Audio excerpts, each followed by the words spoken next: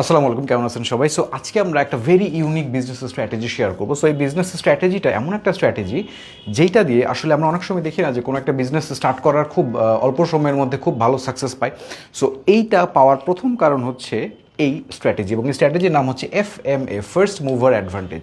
So first mover অ্যাডভান্টেজটা কি?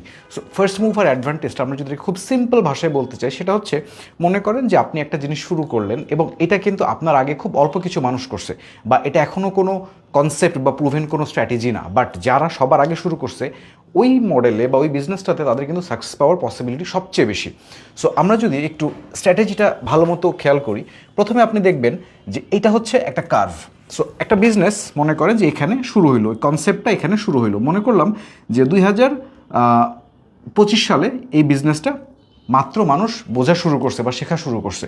So 2025 সালে আপনি যদি স্টার্ট করেন, আপনি দেখবেন 2026 বা 2027-এর মধ্যে আপনি এই জায়গায় চলে যাবেন। সো এটা কিন্তু একেবারেই টপ একটা পয়েন্ট, পিক একটা পয়েন্ট। এরপরে কি হবে, অনেক মানুষ যখন এই সেম বিজনেসটা শেখা শুরু করবে এবং ইমপ্লিমেন্ট করা শুরু করবে, তারপরে সাকসেস রেটটা কমে যাওয়া শুরু করবে, এবং এরপরে এইটা প্রফিট মার্জিন কমে যাবে, এটার সাকসেস রেট কমে যাবে, এটার সাকসেস রেশিও কমে যাবে। সো এই জায়গাটাতে আমরা দেখব যে একটা স্টেডি মুভমেন্ট আছে, কিন্তু এই মুভমেন্টটা কিন্তু এইটার মতো এত স্পাইক নয়। সো এই জায়গাটাতে আমরা যদি খেয়াল করি, এখানে রিস্ক কিন্তু অনেক বেশি এবং একই সাথে কিন্তু রিওয়ার্ডটাও অনেক বেশি।